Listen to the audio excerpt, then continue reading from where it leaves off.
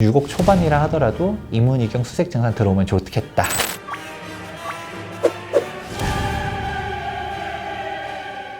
그러면 제가 진짜 불인이들 입문하려고 하는 분들이 소액 투자로 가려고 하면 일단 투자 금액부터 이야기해 드릴게요. 투자 금액이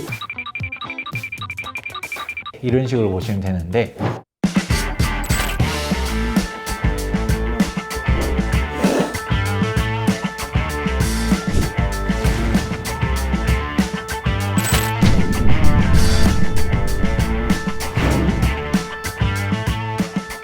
네, 안녕하세요. 부동산 주치 김재경 소장입니다. 부동산 막 이제 입문하려고 하는 분들이 들어오려고 하면 제가 많이 강조하는 부분이 있어요. 재개발 투자를 막연하게 하면 안 되고, 재개발 관리 처분 인가하면 안전한 건 다 알아요. 근데 이렇게 되면 기간이 많이 진행됐다 보니까 비싸잖아요. 좀 초기로 가면 갈수록 더 싼데, 제가 더 넘어가지 말라고 하는 기준점이 있어요. 그게 바로 조합설립 인가. 재개발하면 선입관 갖는 것 중 하나가 일단은 너무 오래 걸린다, 이런 생각들이 있을 거예요. 저기 재개발 한다라고 10년 전, 20년 전부터 떠들었는데 아직도 저 모양 저 꼴이야. 그런 데들이 어디서 오래 걸리냐면 조합설립 인가까지가 정말 오래 걸려요. 그러다 보니까 아직 구역 지정도 안 됐어요. 뭐 쳐다도 보지 마시고요. 그리고 조합설립 인가 안 났어요. 그 조합설립 인가까지 몇 년이 더 걸릴지 몰라요. 그러면 일단 적어도 조합설립 인가 이후로 들어오면 적어도 내가 몇 년이 지났다, 그럼 사업시 인가가 날 거고요. 또 시간이 지나면 관리처분 인가가 날 거고요. 그러니까 좀 어느 정도 진행이 될 거를 보려고 하면 조합설립 인가 이후로 들어와라, 이게 첫 번째. 그리고 리스크를 피하기 위해서도 서울로 들어오려고 했었을 때 우리가 인서울의 재개발 지역 중에서 제일 저렴하게 들어갈 수 있는 데가 노원구의 상계 뉴타운. 우리가 뉴타운 규모 중에서 이게 뉴타운 자체가 또 재개발보다 더 좋은 게 있어요. 워낙 광역으로 지정됐다 보니까 기반 시설들에 대한 확충 부분들도 같이 잡고 가거든요. 이런 게 바로 뉴타운의 힘인데, 우리가 노원구 상계 뉴타운 보면 쉽긴 할 거예요. 노원구 지도를 쫙 펼쳐보면 서울에서 노원구가 동부권 끝에 있거든요. 4호선 당고개역 종점이에요. 그렇다 보니까 노원구 상계 뉴타운 좀 너무 멀어 라고 싶을 수 있지만, 그렇기 때문에 저렴한 거고요. 그렇기 때문에 저평가가 되어 있다 라고 할 수 있어요. 노원구 상계 뉴타운 4구역 상계역 센트럴 푸르지오가 올해 입주했거든요. 근데 얘네 가격도 만만치가 않아요. 33평 신축 아파트가 10억을 돌파했거든요.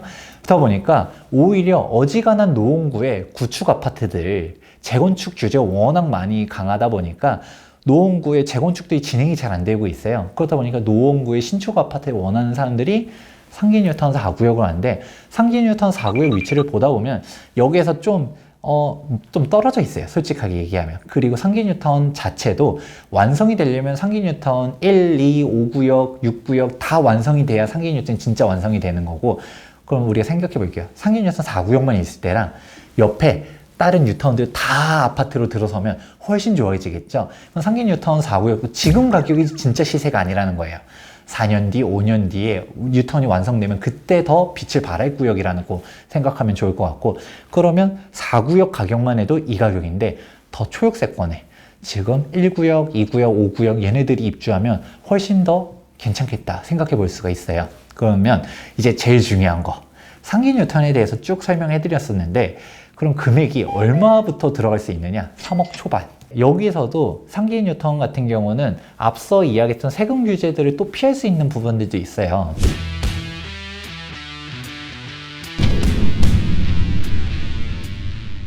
무허가 건축물 같은 경우는 취득세가 4.4%예요. 더군다나 이후 다른 주택 취득할 때 취득세 계산할 때 아예 빠져요. 입주권 같은 경우, 분양권 같은 경우는 2020년도 8월 12일 이후로 새롭게 취득하는 입주권과 분양권 같은 경우는 주택수에 들어가거든요, 취득세 계산할 때. 근데 무허가 건축물은 애초에 주택이 아니에요. 그렇다 보니까 얘는 취득세 계산할 때도 빠진다. 이런 부분들, 또 종부세 계산할 때도 얘네들은 주택이 아니라는 이야기 했었잖아요. 종부세 계산할 때도 빠져나가요. 단 양도세는 들어가니까 이런 부분들 참고해 보시면 좋을 것 같고, 참고로 내가 완전히 무주택자다 라고 하면 그냥 빌라를 사시는 게 훨씬 가성비가 좋을 수 있어요. 투자 금액이 조금 몇 천만 원 더 들어간다 하더라도 무허가 건축물의 가장 큰 단점은 일단 입주권 여부 복잡한 거는 둘째 치더라도 일단은 나중에 감정평가를 받으면 이게 몇백만 원밖에 안 나와요. 잘 나와야 1,000만 원이거든요. 그럼 분담금을 그만큼 내가 몇 억을 납부해야 되는데, 그러면 빌라가 좀 더 좋지만 빌라를 못 사는 경우들 있죠. 다주택자라든지 아니면 당장 내가 살려고 했었을 때 우리가 불인이라고 했었을 때도 약간 너무 초반 혹은 자녀한테 사주려고 했었을 때 어떤 부분들이 문제가 되냐. 세법상 독립세대주 기준이 만 30세 혼인 소득이에요.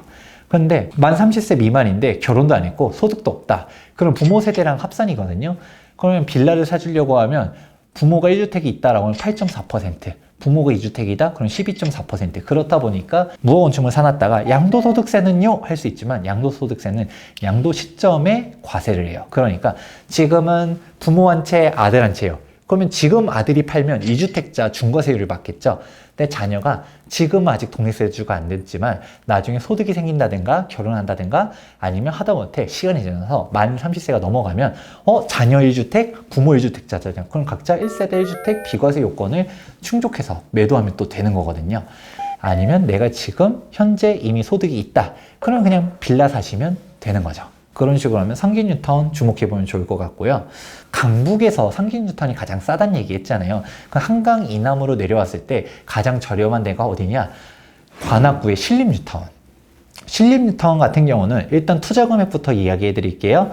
투자 금액이 4억 중반에서 5억대 이런 식으로 보시면 되는데 4억 중반 너무 세요 라고 얘기할 수가 있어요. 하지만 한강 이남으로 내려왔을 때 신림 뉴턴보다 싼 데가 없어요. 신림 뉴턴이 싫어요, 관악구가 싫어요 라고 하면 어디를 가야 돼요?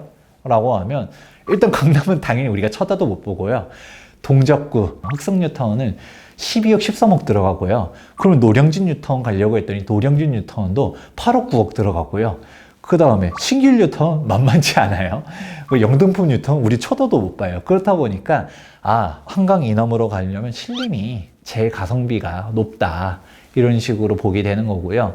똑같이 노원구 상기 뉴턴에 좀 비슷한 성격이 좀 있어요. 무허 건축물 찾으려고 했었을 때 예를 들어 한남 뉴턴도 무허 건축물이 있고요. 노량진 뉴턴에도 무허 건축물이 있어요. 근데 이게 주가 아니죠.